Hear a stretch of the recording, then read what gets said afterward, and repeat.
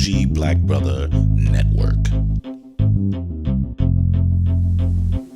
Good evening and welcome to Urban Wine Life. I'm Michael, your Bougie Black Brother, and since it's Friday, it's all wine reviews. So I pulled out another one of my Spencer family Vineyard wines. If you remember, I did a Sauvignon Blanc about, close to a year ago. Actually, almost a year ago, I had the Sauvignon Blanc, but I held on to the red because I knew the red would last a little longer. But those white wines, they're young. You need to get them, drink them, and go from there. So I made the decision to, hey, let me try my red wine because I had a taste for something. And I really wanted to have some lamb. And usually when I have lamb, I get either Pinot Noir or Petite Syrah. And those two with the gamey effect, or an actual, because I do like that, but a Zinfandel. But I didn't have any available at that time. So I decided to go with this red blend. So a lot of times with these red blends, you have maybe a Cabernet Franc, Petite Syrah, or Pinot Noir, or it's a mixture of things. This one I couldn't find what was the mixture of different grapes that was used. So I decided to say, hey, let's try it out, because normally it gives you the distinction of which ones are in here. And they don't really, if you look at it, they don't tell you much on that on the back of which one, but it says it's a cask one. And so I wanted to try it, and I said, this with a good blend probably go well with the lamb. And it was my thoughts before I actually started drinking it. So what is this sun-nurtured California grapes used for this Spencer family vineyard? Well, they're saying is ripe black cherry, raspberry, and plum, and smooth and medium body, but with a sense of intensity. So I wanted that because if you ever taste lamb before, there's a certain off flavor that makes it really, really different. And if you cook it medium, not medium well, but if you cook it medium, the juiciness of the lamb blends really, really well with those other wines that I said. So I was hoping I get this. So with that said, I said, let's try this Spencer.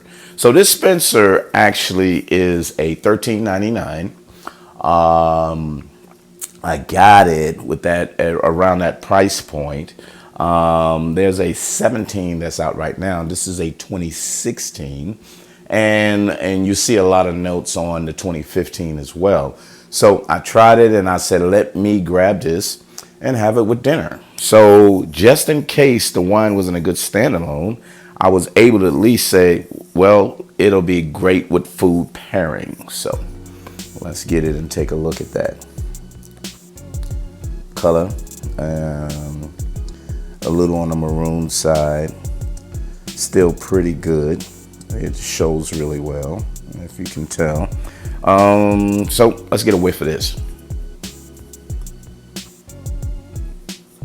So you got those dark berry smells and the scent coming off from that. Maybe deep cherry. Let me try one more time. I would say the cherry because it has that stinging up in my nose, and I'm kind of trying to get that sense right there. But let's drink it.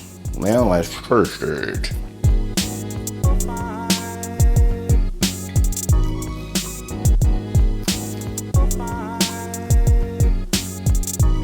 So I really like this wine. Let me tell you why I like it. It's really, really not really acidic. It has very light tannins, not enough to say it's flat, but enough to it goes into almost the smoothness of it. It has that, cherry, probably more raspberry type taste to it because of whatever's popping out of that and whatever the mixes of those grapes are, it's really blending into that, and it has a really, really good taste with that. but it's pretty balanced. It's something that I didn't expect to get, but with that off taste of the lamb, this really did well. But I actually like it almost as a standalone. So it's a really, really good wine. As a $13.99 price point, you probably can get it lower than that.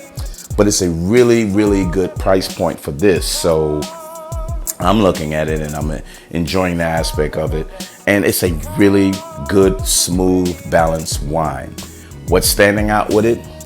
Like I just said, the smoothness, the light tannins, the very limited acidity. Even the alcohol content isn't really high because you don't really taste the heat.